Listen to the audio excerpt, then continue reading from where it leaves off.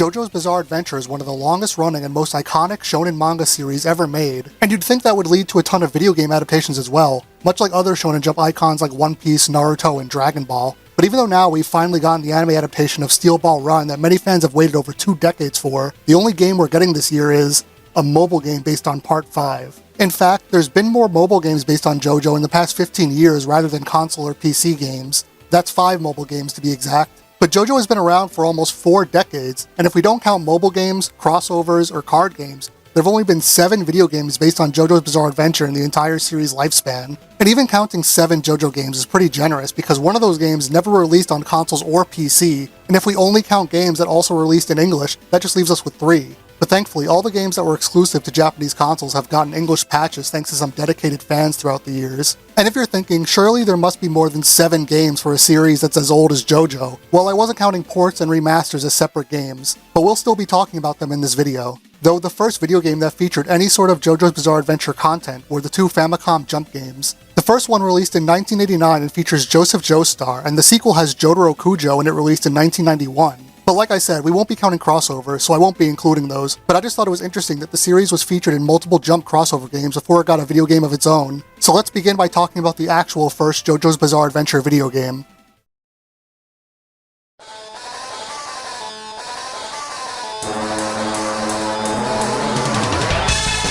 The first actual JoJo's Bizarre Adventure video game ever released was simply titled JoJo's Bizarre Adventure, and was released in March 1993 on the Super Famicom. That was also the same year that the first JoJo OVA came out, and while the OVA only depicts the second half of Part 3, this game depicts the entire Part 3 story. It's a JRPG that tries to depict almost every major fight from Stardust Crusaders, which is fitting because I felt that part was very RPG-like in its structure. You travel across the world, recruit new party members as you progress, all while fighting new enemies and bosses in each location, which of course all culminates in the final battle against Dio. But the story does take a lot of liberties in this game, but we'll get to that later. If you just start the game normally, you begin in Jotaro's house after he gets released from prison, and at first I thought they skipped that scene entirely, but it's actually the demo of the game. You know how in a lot of old games, if you wait at the start screen for a few moments, it'll start playing the game automatically just to show you what the game's like. Well, in this game, it essentially functions as both the tutorial and the beginning of the story. It shows Avdol fighting Jotaro in prison while also introducing you to the basic mechanics of this game. Although it doesn't matter too much if you skip the intro, because I assume most people playing have already seen Stardust Crusaders, but the story here isn't exactly one-to-one. The intro with Avdol is pretty much exactly like the manga, but from that point onward, the game does take a lot of liberties with the story, either to streamline it or make the mechanics make more sense in the game. Like, you'll be fighting many more flesh-blood-infected minions of Dio, and also vampires later on in the story. And some major moments are moved around, like when you fight Death 13 and High Priestess in the Plains to India, instead of fighting Tower of Grey, which is now in the school where Jotaro and Kakyoin go. And since you don't take a boat, they completely change the strength fight too. In the manga, his stand is a huge cargo ship that he can completely control, but in this game, his stand is a mansion that you enter before you leave Japan. But since a lot of story elements were changed, that means a lot of characters were removed as well, like everyone's fan favorite, Anne is not in the game at all. Plus, they also did this because they cut down the amount of locations you go to in the game. So after Japan, you just go to India, Pakistan, and then Egypt. Since you never go to Hong Kong, I was jump scared a bit when I saw Polnareff in a random bookstore in Japan, but at least that means you recruit him early on. The gameplay may seem like a pretty standard RPG, and that's because it is, but there are a few things that set it apart from others. For instance, the game does add some point-and-click elements with the way you interact with environments, like having you use the cursor to check certain places and find items. But because of that, rather than having a top-down view like most other JRPGs, the camera is instead facing the character and you can move left and right, and also forward if there's a door or hallway in front of you that leads you to the next area. Although having a more close-up view of the environments and characters can be nice, since the sprite work does do a decent job of portraying Araki's art style, I would have much preferred a more traditional top-down view, or even a first-person perspective. Plus, some of the sprites can be a bit questionable, but having the camera this way means that you're more limited in your movements since you're only going left to right instead of being able to move in all directions. And that leads to most of the gameplay outside of combat just being slowly moving right until you come across a door or character to talk to. Plus, every now and then it's a good idea to stop and check around to see if there's any items you could find, but that's just so tedious. Not to mention the extreme letterboxing makes it so you're only looking at less than a third of the screen most of the time. It would help at least if there was a map or something on the bottom of the screen like on Super Godzilla for SNES. Although the game's combat is pretty basic even for JRPG standards, it does try to JoJoify it, so to speak, to make it more in line with the manga. One of these is with the so-called biorhythm system, which basically just means every character has mental points, or MP, and there are various ways for it to increase or decrease throughout the game. You can choose to talk to enemies during a fight, and it could lead to them taunting them and lower their MP, and they can do the same to you, and depending on the characters, you can even trigger a line said straight from the manga. But since they can do it to you as well, having low MP will lead to you being more susceptible to their attacks and taunts. And if it goes down to 0, I guess for whatever reason, you get so stressed out that you pass out and are no longer able to fight. There are of course some ways to relieve that stress and bring your MP back up, one of which is by smoking a pack of cigarettes and taking a piss in a toilet.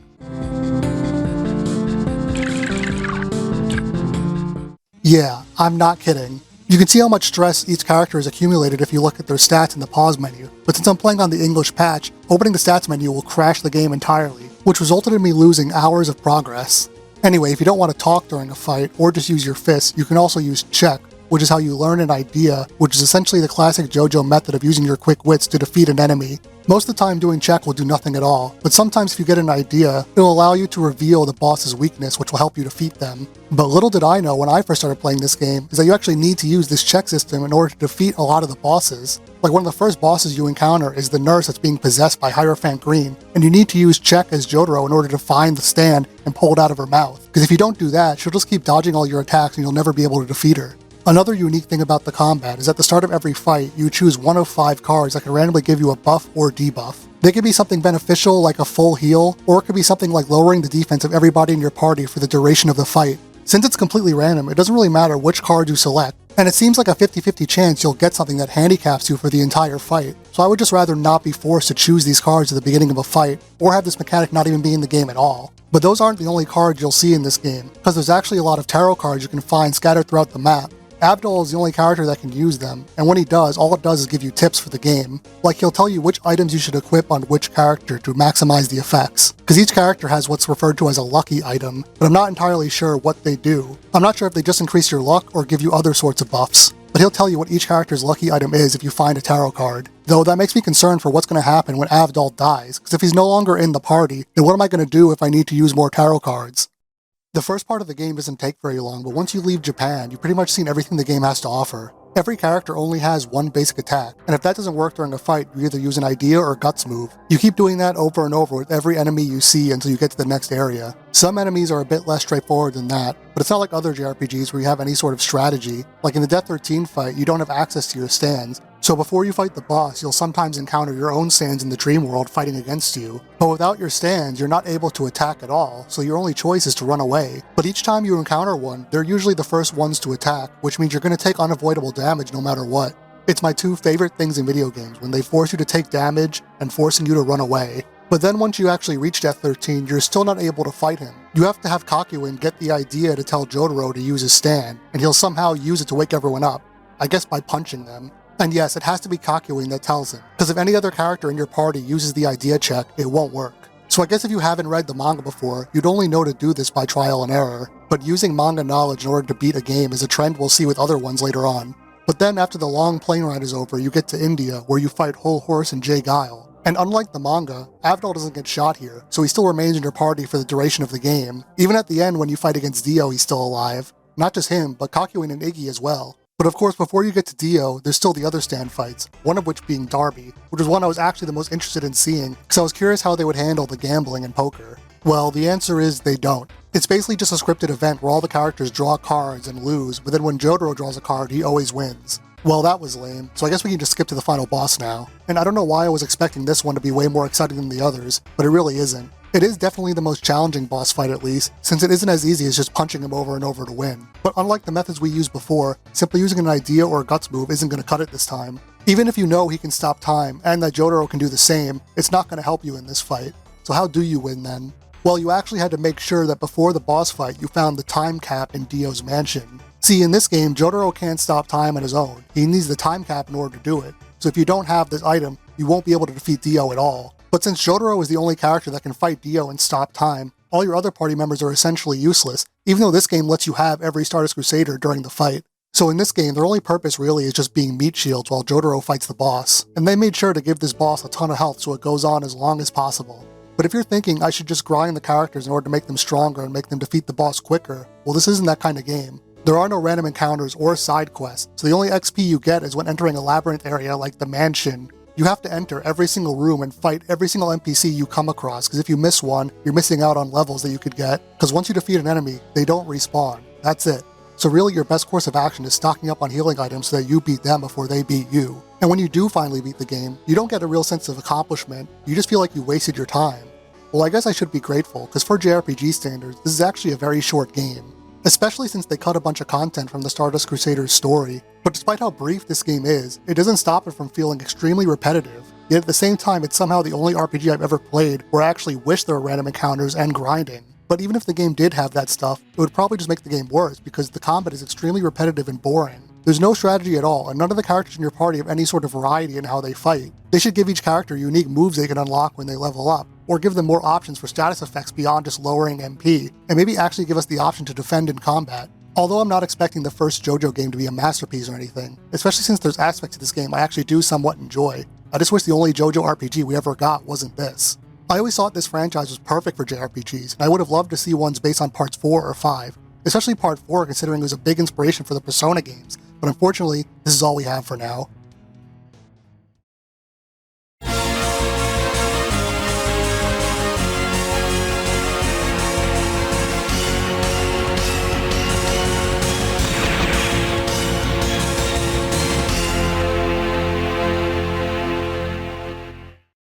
Now this is probably the first thing that pops into most people's minds when they think of a JoJo's Bizarre Adventure video game. Much like the previous game, this one is also just called JoJo's Bizarre Adventure, and it also just adapts Stardust Crusaders. But most people refer to it as Heritage for the Future, though that title is reserved for a later version of the game that we'll talk about later. But over here in the West, we just ended up calling this game JoJo's Venture for whatever reason. As most JoJo fans already know, it's a fighting game that was released in arcades in December of 1998, and it was made by Capcom. That's right, the same company behind some of the greatest arcade fighters ever made, like Street Fighter, Darkstalkers, and Marvel vs. Capcom. But it's fitting that they're the ones who decided to make a licensed JoJo's Bizarre Adventure video game, since there's a lot of aspects of their own games that take direct inspiration from JoJo. But I already made a YouTube short discussing this.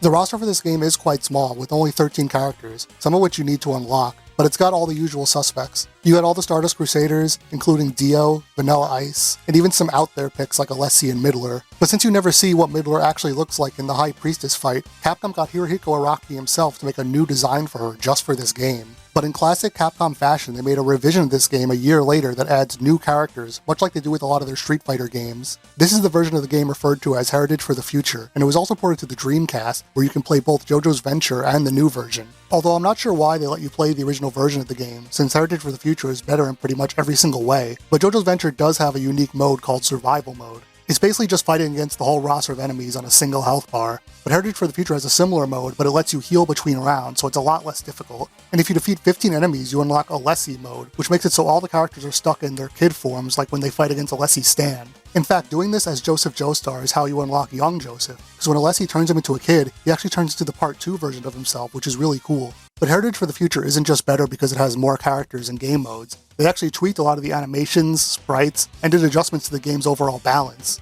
Since Heritage for the Future is the version of the game that most people have played, it's the one I'm also going to be solely referring to from here on. Though I always wondered why they decided to call the game Heritage for the Future, but I recently found out that was the original name for Part 3 before it was changed to Stardust Crusaders. In fact, pretty much every single part in the manga up to Part 6 had a different title up until it was changed for whatever reason. So back then, the part wasn't even called Stardust Crusaders at all, so them calling it Heritage for the Future was actually just the name of the manga. Well anyway, I mentioned before that the game released only a year after the first one, and it added a bunch of new characters like Pet Shop, Mariah, and 2 whole versions of Whole Horse. Although some of the new characters are very similar to others, like new Kakyoin and Evil Polnareff, but having all these characters just make the roster feel much more complete. The single-player campaign is pretty much the same, but I like that not only are there unique cutscenes here, but there's also unique boss fights with non-playable characters like Endduel. But this is a fighting game. Most people aren't here for the single-player content, so it's a good thing that the game doesn't just look pretty, but it plays nice too. It's why even to this day, this game has a dedicated fandom of people that still play the game online. One of my favorite things about this game is the way it implemented stand combat. You can fight with or without it, but of course it's beneficial to have your stand on whenever possible, because not only does it give you access to way more moves and additional range, but it also grants you a double jump and your block negates all damage. but your guard isn't unlimited, and if it breaks, you won't be able to access your stand until it recharges. But a lot of the stands are also very different from each other. Like, of course there's the classic punch ghosts like Star Platinum and the World, but some stands like Silver Chariot and Magician's Red can fight independently from their characters. But some characters can't even use the stand mechanic. Like, if you press the stand button as young Joseph, he just uses his clackers, and Pet Shop just gets additional ice moves. Beyond that though, it's a pretty standard arcade 2D fighter, with inputs and combos you'd expect from other Capcom games like Street Fighter, but the stands give so much more depth to the combat than would normally be there if they were just regular characters. But what makes this game truly shine isn't just its gameplay or controls, but in its presentation. The artwork and sprites for this game look absolutely gorgeous, they perfectly replicate Araki's iconic art style, and the music also has become iconic in its own right. Every song in the soundtrack is dripping with the personality of the characters they're supposed to represent, and they all get you really pumped up. Plus the game is chock full of references to the manga. Like I already mentioned Joseph turning into his Part 2 self when Alessi uses his stand to de-age him, but Alessi's stand also has a bunch more references with every other character in the game. Like it turns Khan into the cow that gets the sword stuck in his ass, and Iggy turns back into his original design where he looked more like an ugly dog. There's also stand clashes like when Jotaro and Dio have their iconic battle of punches with their stands, but other characters can do it as well. There's also other references like Rubber Soul doing the infamous Cherry Lick, and Polnareff can even use Silver Chariot Requiem from Part 5. I always thought that one was cool because Part 5 had just ended by the time this game came out, so not only is this a great JoJo game, but a great game in general. And back then that wasn't really common for licensed games, and that goes double for anime licensed games. But the Capcom name held a lot of weight in arcades back in the day, so this game introduced a ton of new people to JoJo's Bizarre Adventure. And it's why this game was still beloved years after it came out, because I remember a long time before I even know what JoJo was, I would see Roadroller memes from this game all the time on the internet. But although I've been singing this game's praises for a while, like I said before, it's not a perfect game. There are quite a bit of flaws, the most glaring of which is that the game is infamously very unbalanced. Characters like Iggy and Pet Shop have much smaller hitboxes than the regular characters, which makes them annoying to fight, but Pet Shop's even worse because he can fly and shoot projectiles. Pretty much any character that can shoot projectiles is going to dominate the meta for this game, like Whole Horse and Coculine, especially if those characters with range attacks can have their stands fight independently like Hierophant Green, so they can hit characters from all the way on the other side of the screen while other characters like Jotaro have very limited range. But despite this, I still love this game, because I'm someone who loves a game like Marvel vs. Capcom 2, which is another very unbalanced Capcom fighting game. Plus, this is a problem that persists in a lot of anime fighting games, but I don't really care so long as the game is still fun. Like I've already talked about games like Dragon Ball Z Budokai Tenkaichi 3, or Godzilla Save the Earth, but there are other issues as well besides the balance, and a lot of those issues are also exclusive to the Western release. Since this was the first JoJo game ever released in English, it was also the first time we in the West had to deal with the strange localization issues that came with the musical references in JoJo. And for whatever reason, it's a problem that persists in the English release of JoJo to this day. Like Vanilla Ice is called Iced, Rubber Soul is Robber Soul, and Oingo Boingo are Oing and Voing. Also, for whatever reason, Anubis was painted brown to look more like a stick than a sword, and there's the infamous black and white blood. At least when they make it black, it sort of matches how blood looks in the manga. But whenever it's white, they say it's supposed to look like sweat, but really just ends up looking like cum.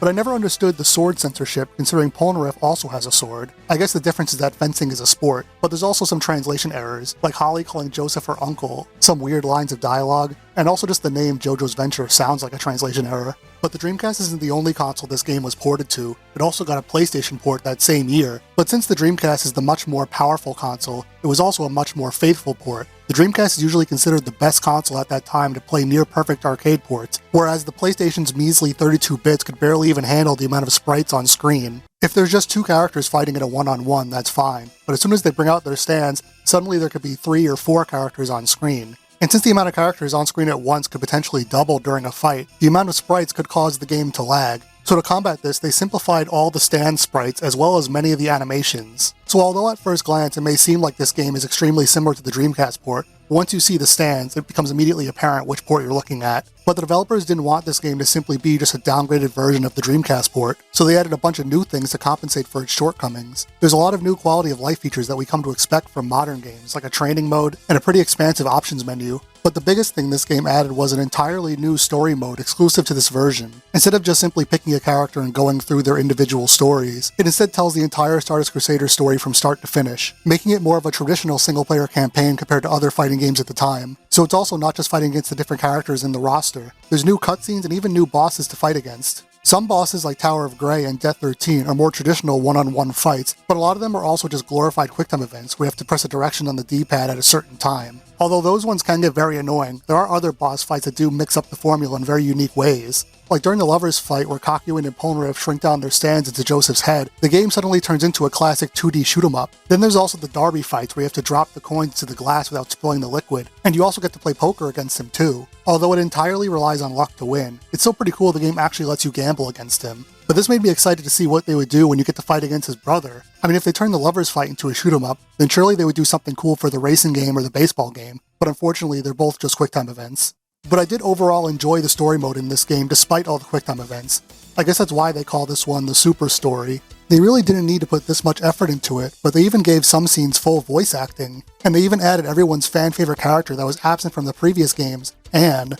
Anyway, there's also some minor fixes to the game as well, like some of the translation errors, like Holly now correctly refers to Joseph as her father. I also like in the story mode, instead of there being multiple rounds, you only need to beat the enemy once in order to progress to the next level. There are also parts of the story with branching paths, like you can choose to either do the Alessi fight with Jojo and Polnareff, or the Mariah fight with Joseph and Avdol, and luckily the game just lets you go back and replay any level you like, so if you choose one path, you can always go back and play the other one too. But replaying levels is also beneficial because you get a rank in each one, so it makes the game more replayable because you can go back and try to get the S rank on every single one. Though one thing you need in order to get the S rank is get the secret factor in each level, which usually involves doing something in the fight that happens in the manga, like having a stand clash in Jojo vs Dio, or having Alessi turn you into a child. But getting a high rank isn't just about bragging rights, since the higher your rank, the more points you get for each level, and the more points you get, the more extra content you unlock, like being able to replay the minigames, more characters, extra missions, and pictures in the gallery. The gallery has some amazing sprite artwork from this game, but it's also got Hirohiko Araki's art as well, so it makes trying to unlock everything seem much more worth it. So even though this game is considered inferior to the Dreamcast port due to its worse quality sprites, sounds, and animations, but I think all this added content makes the game definitely worth checking out, even if you already played the other ports a million times. But we're not done talking about ports for this game, because there was another one that was released many years after all these other ports. In 2012, for JoJo's 25th anniversary, they released an HD port of Heritage for the Future on Xbox 360 and PS3. It's pretty much identical to the Dreamcast port, but it's got updated menus, achievements, and of course it was in full HD. But for whatever reason, if you wanted to ruin this game's art style, they give you the option to turn on this sprite filter. Although it is a bit unfortunate this game doesn't have any of the new content that was in the PS1 version, being able to play the arcade game in HD with online multiplayer and a training mode made this the new definitive version, for about 2 years. See, the game was only available on digital stores for 2 years before getting completely delisted, and since it wasn't on PC and there was no physical version at all, that meant there was no way to play the game anymore. And even if you did still own the game or could emulate it, there was still no way to play online, which was the main thing people wanted from this game. But that doesn't mean all hope is lost, because if you still want to play Heritage for the Future online, the fandom has resorted to using Fightcade for years. Even to this day, you could hop on and easily find a match with another person. But even though the fandom has once again created its own solution to playing this game, it would still be nice if we could do it officially. Since Marvel vs. Capcom 2 just got an official port recently, I hope Heritage for the Future gets the same treatment one day.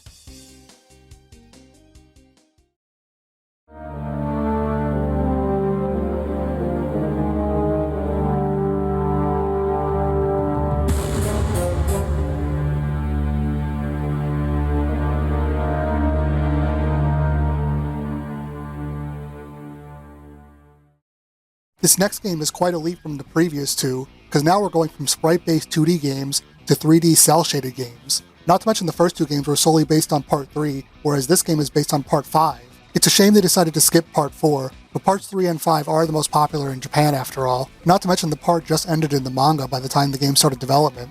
JoJo's Bizarre Adventure Golden Wind, and that's GIO, not JO, was released on the PS2 in Japan in July 2002. And surprisingly, this game was actually supposed to get an English release at some point, and it was going to be called Golden Whirlwind instead of Golden Wind. They even officially announced this English release, so you could find old articles of people expressing excitement over this game. My favorite is this one IGN article that says, and I quote, "The demo showed off sexy female characters, one of whom licked the male character's face. But based on this description, it can only be assumed that this so-called female character was actually the 20-year-old male Bruno Bucciolati licking the 15-year-old Giorno Giovanna. Though I can't make fun of him too much for not knowing, because even I thought Bruno was a woman when I first read the manga. Although they never gave an official reason as to why the English translation never came out, many people speculated it was due to Prince's legal team who were very infamously protective over his brand with an iron fist. I always found that story hard to believe, because they could just simply change Giorno's stand name like they do now in modern translations. And that's exactly what they did for the English translation of Heritage for the Future. Plus, people say this supposed legal dispute is why the English translations are like this to this day. Although we can't say for sure why this is the case, I never bought that explanation because it seems that English is the only language where this is an issue, and they seem to just pick and choose which ones need to be changed and which ones don't. Like Heaven's Door is okay to use, but Echoes isn't, which is literally just a common word.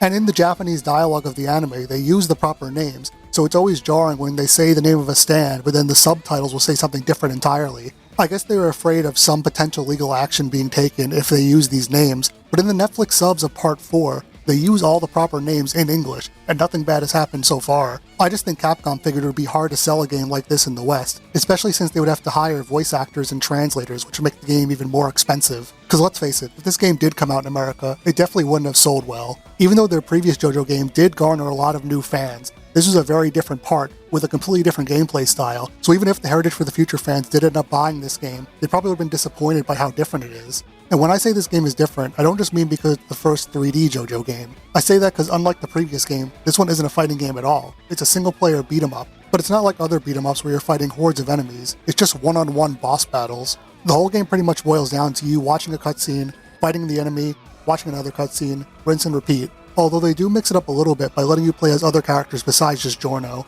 Much like the PS1 game, they also refer to this game's campaign as a super story, but I couldn't tell you what makes this one so super considering it's just the Part 5 story from the manga, but at least it's a pretty thorough story at that, since they've got most of the major fights featured here.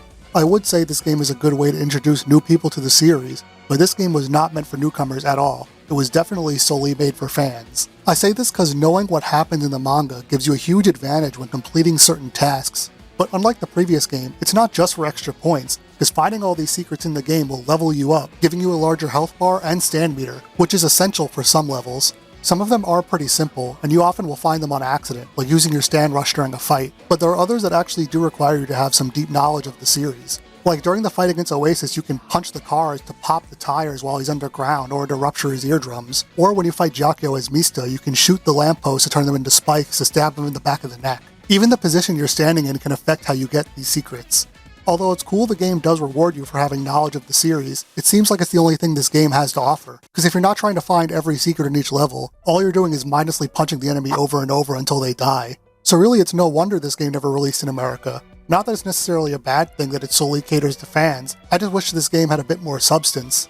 The combat is serviceable, but it's about as deep as a puddle. Although I can't deny how satisfying it is hitting a bunch of Mudas on an enemy. But you also have a dodge roll that's a lot like Dark Souls, and you can use it while charging your stand shoot. So you'll very quickly learn the best strategy for this game is just using the dodge roll to dodge the enemy attacks while charging your stand shoot, and once you're in a good position, just keep using that over and over, because you can essentially lock the enemy in a combo when you do it. The bosses may have a lot of health, but most of them don't last very long, especially if you're not looking for all the secrets. So there's definitely way more cutscenes in this game than actual gameplay. Although there were some bosses that took me a while to beat, but that was more so due to sheer annoyance than actual difficulty. Like when you have to fight Man in the Mirror 3 times, and every time you're in the mirror world you can't use your stand and your controls are mirrored. So while he's constantly popping in and out of different mirrors, throwing things at you, you have basically no way to defend yourself, all the while it's really annoying to use the controls when left and right are reversed. And then when you fight GioGio, you can only do damage to him if you shoot him in the back of the neck, which is way easier said than done. So most of the time you're just standing around dodging his attacks while waiting for him to get into the right position.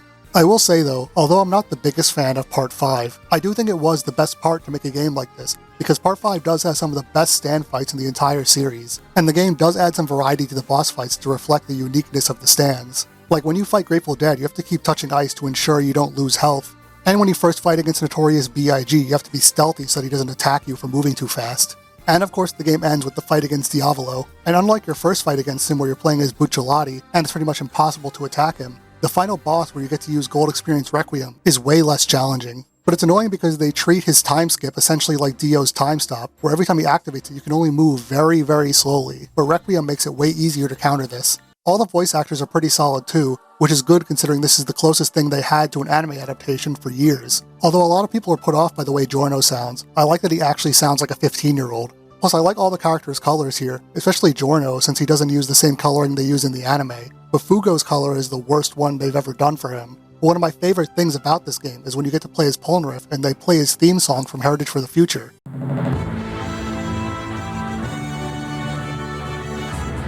So as you play through the Super Story, you'll accumulate points you can use to unlock a bunch of goodies, like concept art, a model viewer, and even scenes that weren't in the game like the craftwork and babyface fights. I always have a soft spot for games that include official concept art, but But not only that, this game also has original Iraqi art as well, and I think it's cool the game lets you free roam all the stages to your heart's content, although there's not much to do in them when there's no enemies or NPCs, but it's still neat. And finally, you can unlock a mode that lets you select other characters to play in the other story missions, like using Mista to fight Bucciolati instead of Giorno.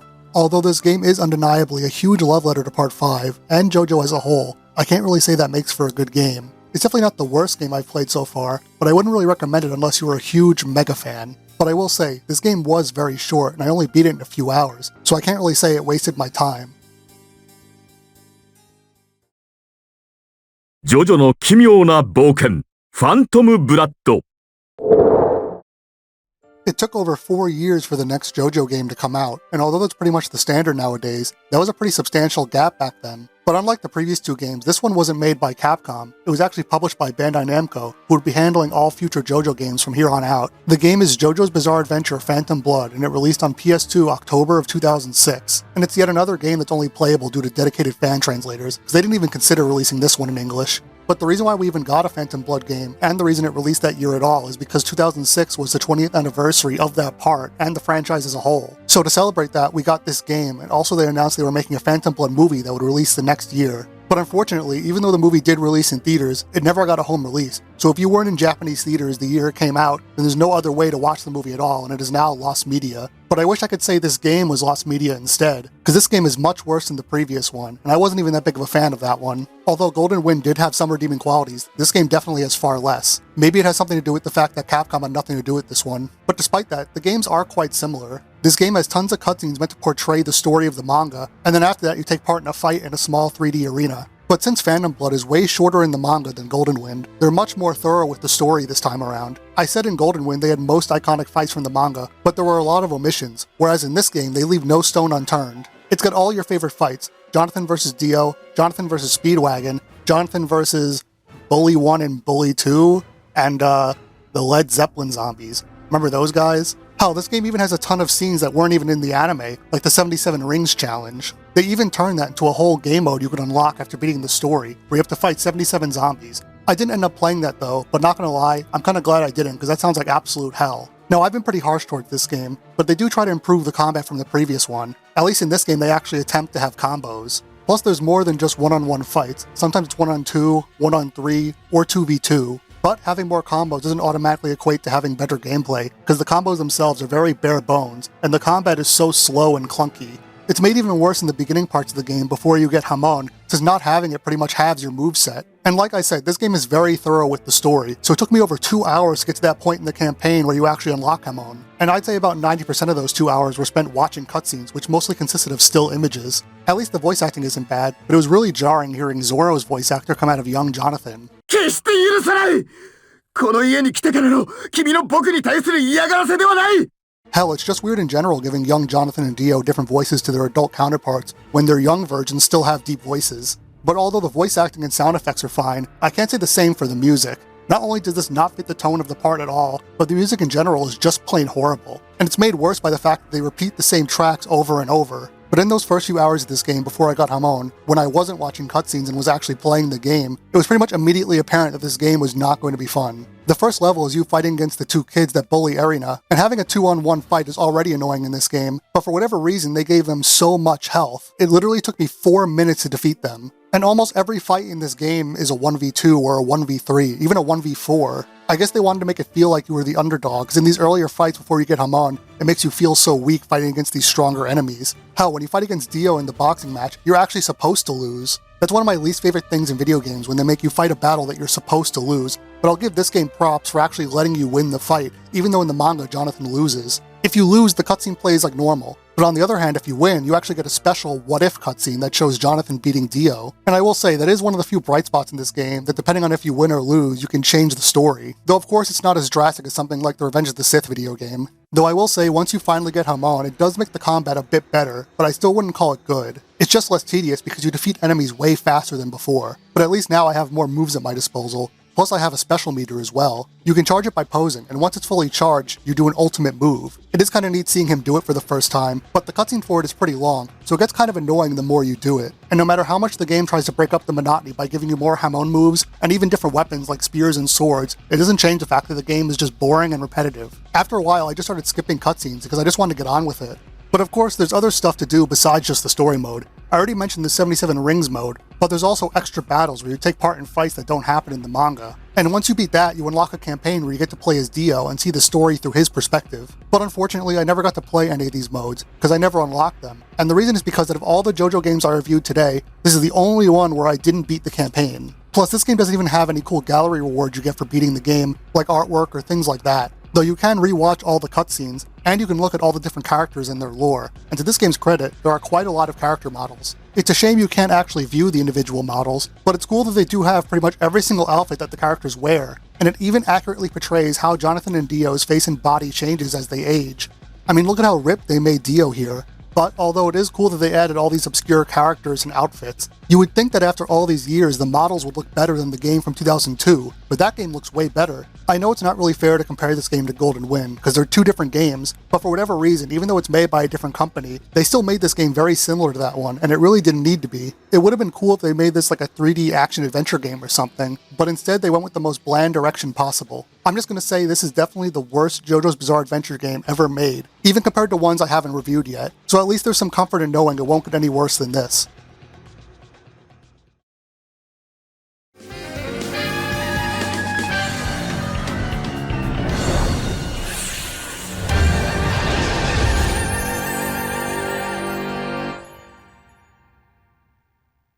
Well, after the previous game, there was yet another long gap until we got another one. But although the previous game released on the 20th anniversary of JoJo's Bizarre Adventure, the next game was announced on the 25th anniversary, which was also the same year they finally released a JoJo's Bizarre Adventure anime adaptation, starting with Phantom Blood in October of 2012. Since this was such a huge announcement, they wanted the 25th anniversary to feel special, so we weren't just getting an anime, we were also getting a video game tie-in to coincide with it. That game ended up being JoJo's Bizarre Adventure All-Star Battle, and it released a year later in August of 2013. It's also the first game in a long time to get a worldwide release, though we didn't get it in the West until almost a year later in 2014. Like many Japanese games at the time, it was only released on PS3 and never got released on Xbox 360. But they didn't just want this to be yet another JoJo game, they wanted it to be the ultimate celebration of the entire franchise. We weren't just getting adaptations of a specific part, we were getting characters from every single part, even all the way up to the at the time recently released 8th part of the manga. Although this game was developed by CyberConnect 2 and published by Bandai Namco, the game takes a lot of its DNA from the Capcom arcade game. Many people even consider this game to be a spiritual successor to Heritage for the Future, so it's already a good sign so far.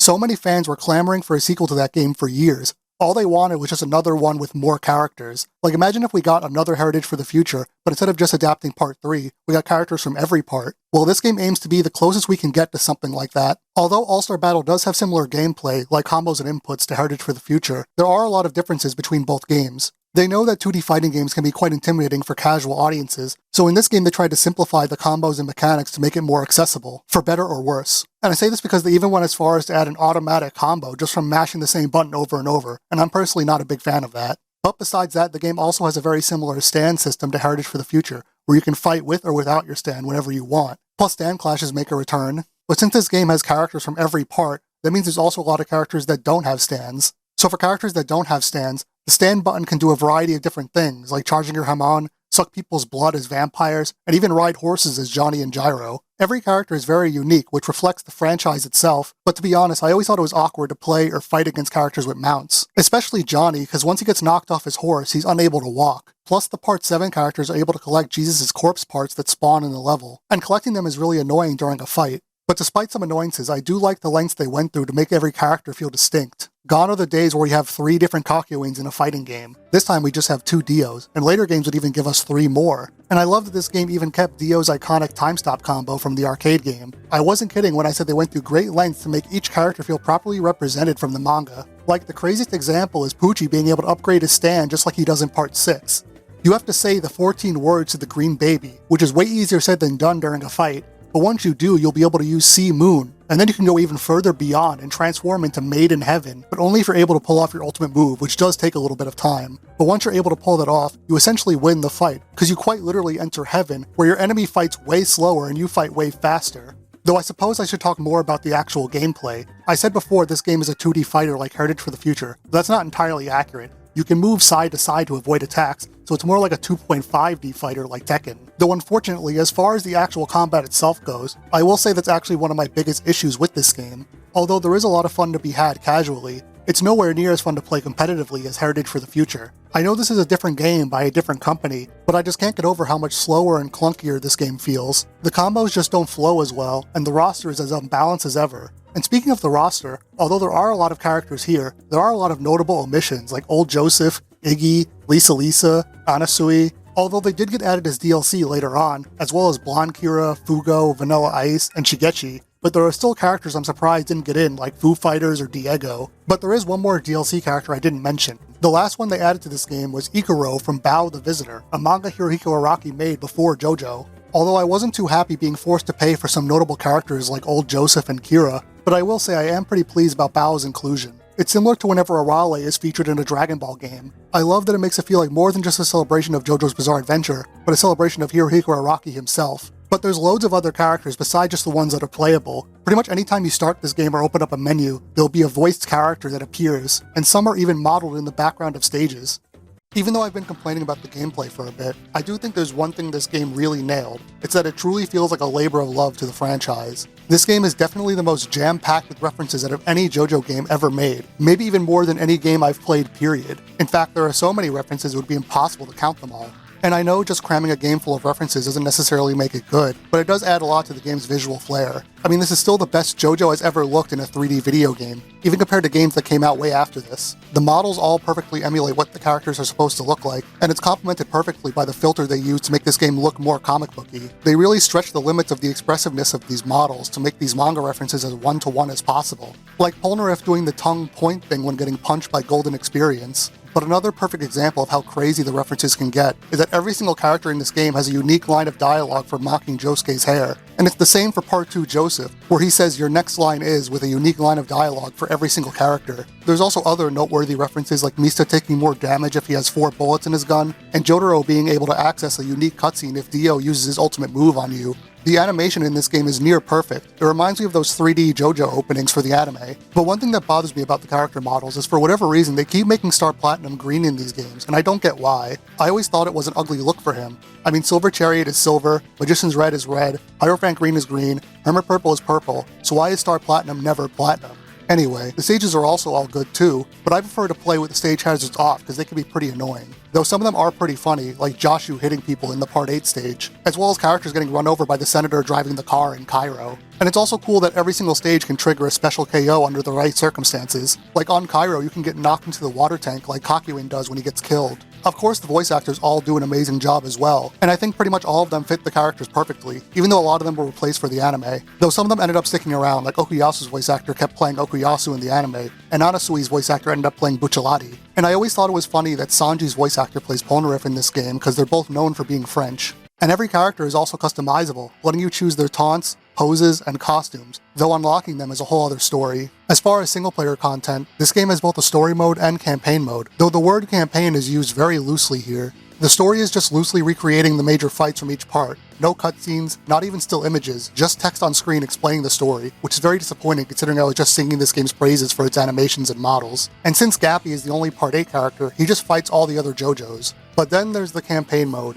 which is probably the worst thing about this game by a wide margin. First of all, it's online only, so even if you still own this game, you wouldn't be able to play it anymore. But at least when the servers were still around, online multiplayer was free on PS3. The mode itself is just 1v1 fights as usual, but you're not just fighting against an average CPU, you're fighting against AI avatars of real players, but not the real players themselves. But if I'm not fighting against real people, what's even the point of making it online? Why go through the effort of searching for online avatars of real players when I can just play against real players instead? Or better yet, just fight against AI enemies? Because with this system, I can't just jump into a battle whenever I want. I have to wait for the servers to find someone to fight against. But even when you do find a match, you're limited to how many times you can fight at a time. Because every time you do fight someone, your energy depletes, and once it depletes fully, you have to wait in real time for several minutes for it to recharge. I played this game for the first time only a couple years after it came out, and by then the online was already pretty much dead. But you need to play this mode in order to unlock costumes, because the only way to do it is by beating bosses. And even when you do manage to find one and beat it in a fight, it doesn't defeat it completely, it just chips away at its health bar, so you have to beat it multiple times in order to actually defeat the boss.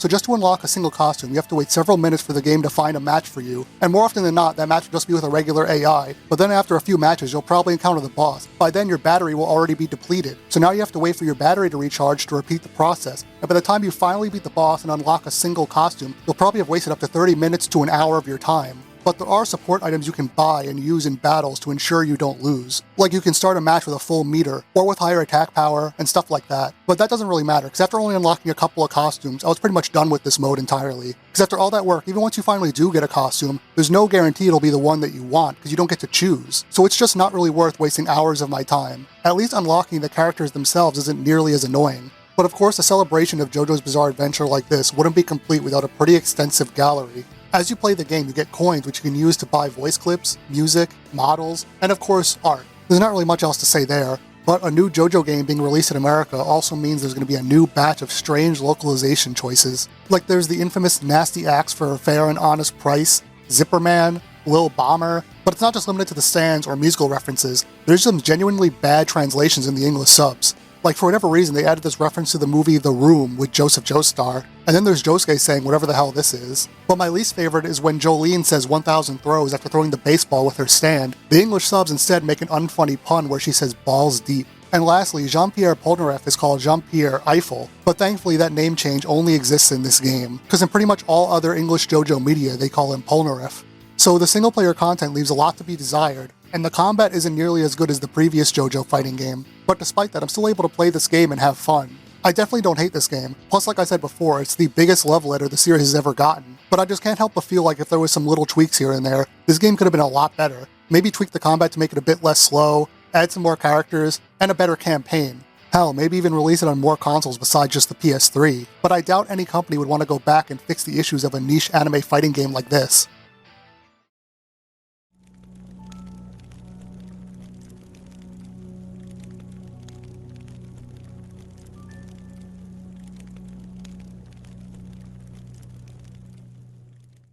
At least this time around, we didn't have to wait that long for the next JoJo game to release. JoJo's Bizarre Adventure Eyes of Heaven came out only 2 years after All-Star Battle in December of 2015, and it took 6 months to release worldwide in 2016. Although unfortunately this time around we didn't get a physical release, but at least it came out on both PS3 and PS4.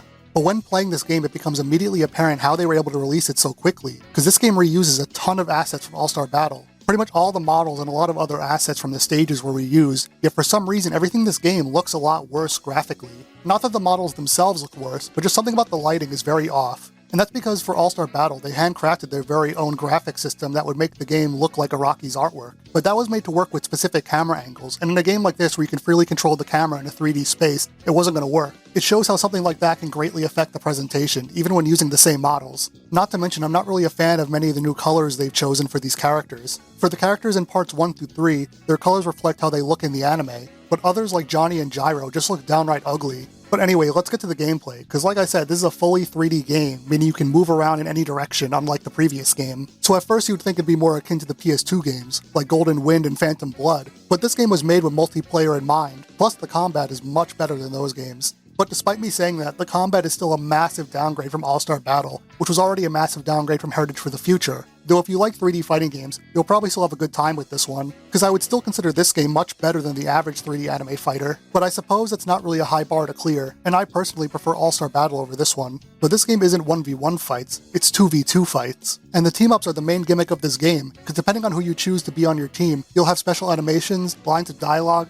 and even a special team-up attack. A lot of the teams are what you'd expect, like Joseph and Caesar, Jotaro and Kakyoin, Jolene and Hermes, but they add a lot of cool ones that you'd never see in the manga, like Part 3 Joseph and Josuke, the 2 Dios, and my personal favorite being Dio and Giorno. And the reason we have team-ups like this is because the gimmick goes beyond just being a gameplay thing. The whole story of this game is about all the different characters from different eras teaming up together. So for the first time ever, in this game you get to see all the JoJos from all 8 parts team up. And a JoJo crossover of this scale is only possible because of how much more expansive the roster is compared to all other games. All-Star Battle had a total of 41 characters if you include the DLC, but the base game of Ice of Heaven has 52 characters, with only one DLC character, that being Part 4 Jotaro to advertise the upcoming anime adaptation of Diamond is Unbreakable. Though of all 8 parts, Part 3 is definitely the most overrepresented compared to the others, mainly since when this game was in development, the Part 3 anime was still going on. But it feels like other parts got shafted, like Part 8 only added one new character, and for whatever reason they went with Joshu instead of Jobin or Yasuo, and Part 6 got a second Pucci but still no Foo Fighters.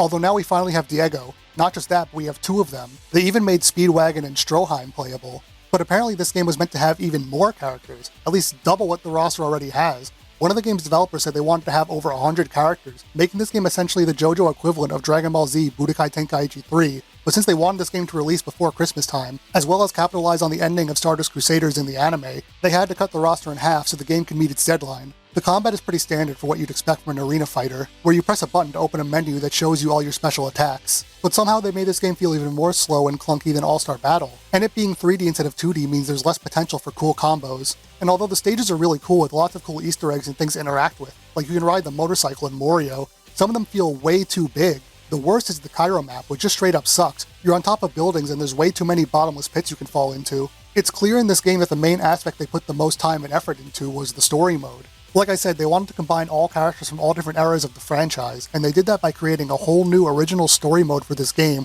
where all characters come together from different timelines and universes to work together and defeat Dio. But this is not just the Dio we all know and love. This is a newly powered-up Dio, referred to as Heaven Attained Dio, and he was designed by Hirohiko Araki himself, although it's a shame we can't play as him in the game. The plot itself in the story mode is nothing to write home about, but it is cool seeing all these characters come together and interact. Not to mention it's rare to see this much effort being put into a story mode for a fighting game. The story goes that after Jotaro defeats Dio, they burn the notebook that Pucci referred to in Part 6. In it, he laid out his plan for how to achieve heaven, but not in the same way we saw Pucci do in Part 6, since this new plan also requires him using the Jesus Corpse parts from Steel Ball Run. With it, he not only grows more powerful, but he's able to raise characters from the dead and use them as his minions. So a lot of the campaign is you fighting characters who have died in the story, like Kakyoin or Abdal, but once you defeat them, they turn back to normal and they can join your party. Jotaro is pretty much the protagonist, and he goes through each world one at a time, meeting the other JoJos and their friends. And it all culminates with the characters coming together to beat the powered-up Dio, who can now not only control time, but space and people's souls, which is how he's able to bring people back from the dead and control them. This is sort of like the Avengers Endgame of JoJo, plus I really love Dio's design in this game. Although the final boss isn't too difficult, I love the ending where you see young Jolene with Jotaro in Part 4. The original single-player campaign for this story is really cool, but unfortunately it doesn't really mean much when the gameplay itself isn't that fun. But even though it is a downgrade from All-Star Battle, they did improve upon one major thing from that game, which was obtaining costumes in this one is way less annoying, plus there's way more of them this time around. But I do think the game would be a lot more fun playing with a friend. It would be perfect as a party game with 2 or 3 friends playing together.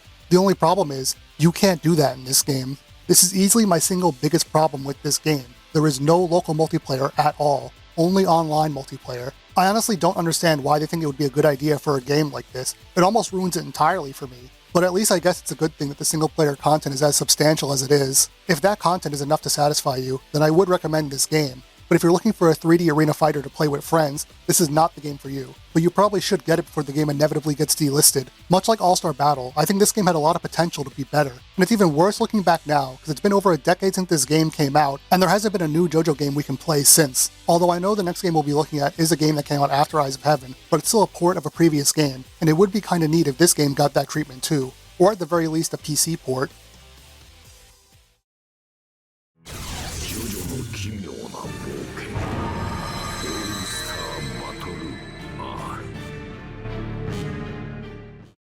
I already talked about the HD port for Heritage for the Future, but that wasn't the only JoJo game to get an HD remaster. In fact, I never expected this game to get a remaster at all. In September of 2022, to coincide with the release of the Stone Ocean anime, we got JoJo's Bizarre Adventure All-Star Battle R, with the R standing for remake or remaster or rework. And that's because this wasn't just a simple HD port, it was a full-on upgrade. It wasn't just getting released on modern consoles and PC. The game was getting reworked, rebalanced, and even adding a bunch of new characters, including the DLC from All-Star Battle. Some of those new characters were taken straight from Eyes of Heaven, like Speedwagon, Diego, and Mariah. And some characters weren't in the base game, but were added later either in free updates or DLC. But unfortunately, some characters couldn't make the cut, like Joshu and Endul. But they were even adding a bunch of characters that I've wanted for years, like Abakio and Foo Fighters, and one of the DLC characters was even someone who was brand new at the time in the manga. that being Wonder of You from Part 8. And to be honest, I'll gladly take someone like him over Jojo, though I was kinda hoping we would get GioGio from Part 9 in a similar vein to how Josuke from Part 8 was added into All-Star Battle. And I know Part 9 was pretty much brand new when this game came out, but so was Part 8 when the original All-Star Battle came out. They also re-recorded all the characters' dialogue, either with the new anime voice cast, or for characters that haven't appeared in the anime yet, they still re-recorded it anyway.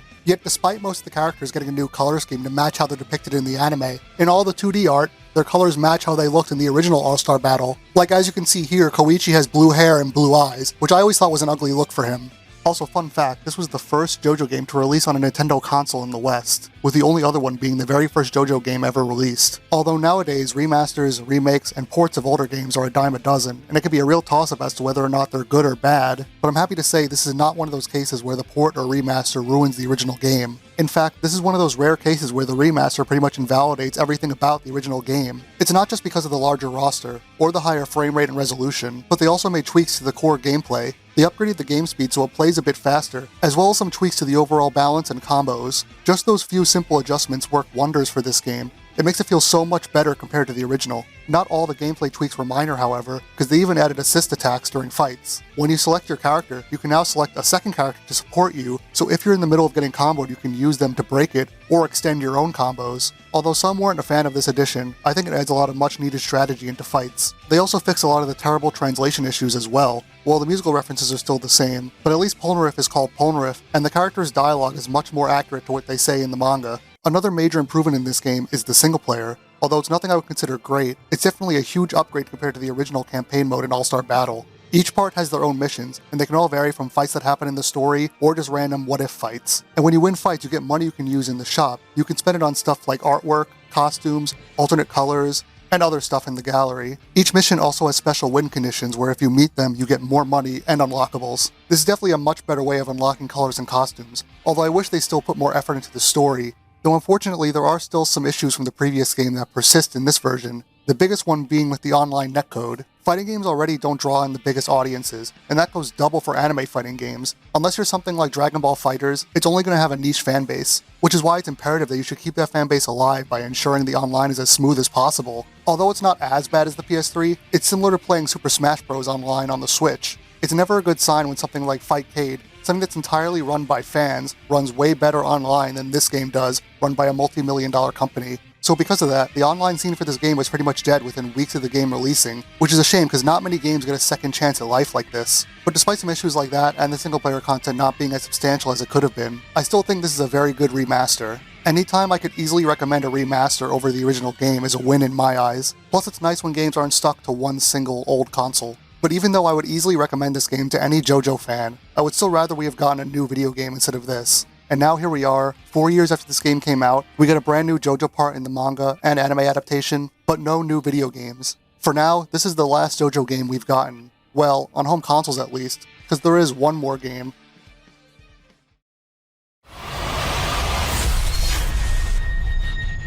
JoJo no 奇妙な冒険 Last Survivor.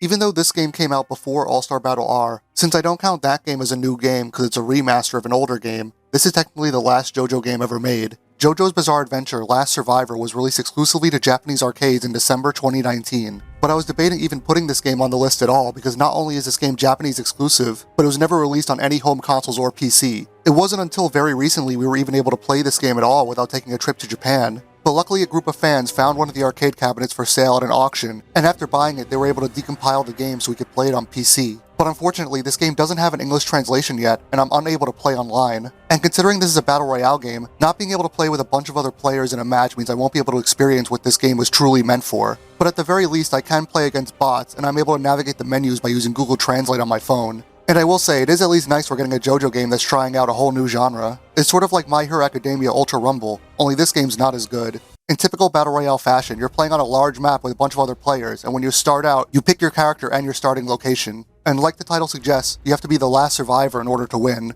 But even to this day, they're still releasing new characters, and we recently just got Gyro Zeppeli, but unfortunately in this version I can't play as him. But they added new maps as well. Originally you can only play in Morio, which is definitely the best map out of all of them, but now they also have the Colosseum and Cairo. But what's cool about Morio is not just that it's my favorite location in JoJo, but every single building is enterable, and you can even see some iconic locations from the anime and manga. And like other battle royales, you'll want to enter buildings so you can find items that'll help you win. But unlike games like Fortnite or PUBG, in this game what you're looking for are 3 different types of cards. Red ones will heal you, blue ones give you shield, and green ones will let you temporarily see players through walls. But I never really found the green ones useful since you can also see characters when they move or attack due to the manga-style onomatopoeia that appears near them whenever they make a sound. It is cool that they made that a mechanic though. It makes it easier to find players who like to hide in buildings. But since I rarely look for green cards, and you start off with full health, I'm not really looking for red cards either. Most of the time you're just looking for blue cards, especially when you first start out. But you shouldn't just be going around collecting items the whole time, because this game actually encourages you to attack other players, because once you kill them you get their soul tokens. And each soul token you collect levels you up,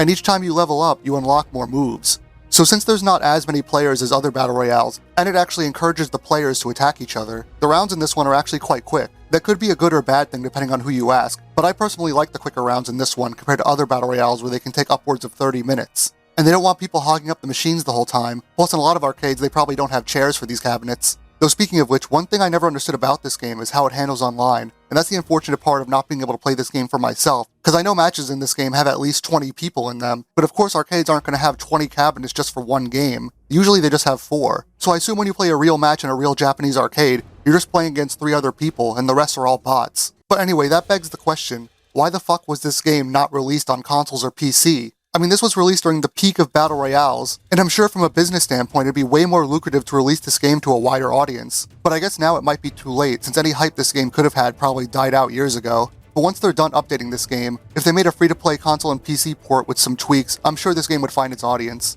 And that is in spite of the fact of the gameplay not being that good. The game sort of controls like a third-person shooter, which is a more accurate description when you play as someone like Whole Horse or Mista. And speaking of those 2 characters, in this game, people with long-range stands have a very huge advantage. So I guess it's just tradition at this point for multiplayer JoJo games to be unbalanced. Characters like Kakuin can remotely control their stand from great distances and even go through walls, not to mention you can use his stand to shoot as well. And even though they don't do as much damage as a stand with shorter range, you're still at an inherent advantage when they can't even reach to attack you. I mean, when you do use your stand this way, it does leave your main body vulnerable, and it's not like the short range stands are all bad, like Jojo and Dio can stop time, but only once they're fully leveled up. But like I said, I can't play this game online, so I have to resort to just playing training mode. So for all I know, the game would be much better when playing with other people, but for now, I'll have no idea if that's true. Though there is also a sort of survival mode where waves of characters come and attack you, but it's ridiculously easy. I just found a spot to hide where the enemies will come one by one and get bottlenecked, and it's especially easy when playing as someone who can shoot. But once you fend off all the waves, there is one more enemy. You fight against Dio after he drinks Joseph's blood, but this enemy is much more powerful than the others. But still, even on the hard difficulties, I didn't really have a problem fighting him. Hell, this fight may even be easier than the others since there's only one enemy instead of a whole wave of enemies. And that's pretty much it for this game. It's unfortunate I couldn't give it a proper review, because I'm pretty much playing a glorified demo, but I really do hope one day this game gets a second life on consoles and PC. Even if it's still Japanese exclusive, at least we'd be able to play it. But hopefully if they do, they make some changes, like reorganizing the character select screen, fleshing out the combat a little bit, maybe having more stuff to do in maps, and adding more players into the matches. But on the other hand, I'm sure if they did, they would monetize this game to hell and back with microtransactions, so maybe it's for the best that this game is stuck to Japanese arcades. So over 10 years after Eyes of Heaven came out, the only JoJo games we've gotten since then are a remaster of an older game and an arcade game that no one outside of Japan can even play, not to mention the slew of mobile games that aren't even playable in English. Well, since I needed to resort to fans to even play half of these games, I guess I'll end this video by showing a game that only exists due to a bunch of dedicated fans.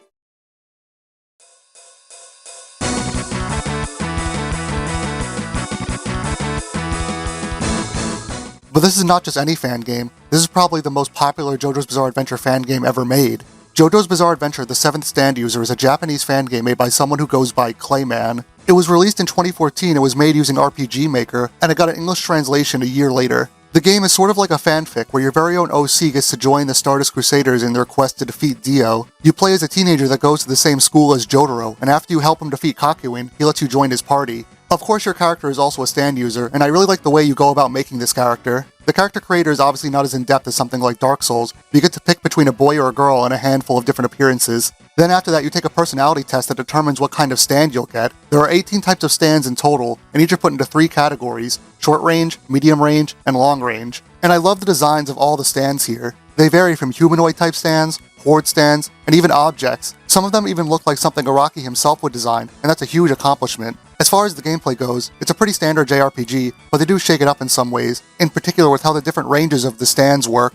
If you have a short range stand, and the enemy is standing at a medium or long distance away from you, you'll do less damage, so if they're closer to you, you do more damage. Though some short range stands can use long range attacks to deal with this, like Star Platinum throwing rocks. So depending on what type of stand your character has, as well as who's in your party at the moment, the position of the characters does add a bit of strategy to the combat. Plus, being able to start the game with a different stand every time adds a lot to the replayability. But there's also still plenty of other stuff to do once you beat the main story as well, like side quests and post-game missions. The similarities between this game and something like Pokemon are hard to ignore. It feels like this is what it would be like if JoJo got a game on Game Boy back in the 90s. And I think that's the biggest praise a fan game like this could get, that it actually feels like an officially licensed JoJo game. In fact, it blows the real JoJo RPG completely out of the water, which is also impressive considering this game was made by one single person, and it's a huge labor of love to Part 3 and the series as a whole. So in short, this is a fantastic fan game that I highly recommend any JoJo fan play. Hell, even if you're not a JoJo fan at all and just like classic JRPGs, you'll probably get some enjoyment out of this as well. So that's all the JoJo's Bizarre Adventure video games. 6 console games, a couple arcade games, and a few ports and remasters. Of course, they're still making mobile games, but the newest one isn't even out yet, and a lot of the older ones are no longer playable. And I already talked about how various JoJo characters have been featured in crossovers throughout the years, but as far as mainline video games are concerned, this was a surprisingly short list, and a pretty disappointing one at that. Although there were some enjoyable things in the games I didn't like, there's only a handful of games I would consider good. It's such a shame because a series like this could have such a varied selection of video games to choose from like many of its contemporaries. Like we got Demon Slayer Mario Party, a One Piece RPG, and Dragon Ball Dead by Daylight, but the only JoJo games we've gotten in the past 2 decades that aren't fighting games is not even playable outside of Japan. Like imagine if we got a Steel Ball Run racing game, a Persona-style RPG based on parts 4 and 8, or even an action-adventure game based on Phantom Blood. And even if all those games didn't end up being good, at least we'd have more variety to choose from. We never even got a single JoJo game on a handheld console, and now all those are pretty much gone. So even if now we don't know when the next JoJo game will come out, at this point I would still be happy if all we got was another Heritage for the Future port. I'd even take Eyes of Heaven R at this rate. But still, I will say, even though a lot of these games weren't that great, you can still see with each and every one of them the amount of love they have for the franchise. And I hope when we finally do inevitably get a new JoJo video game, that trend continues.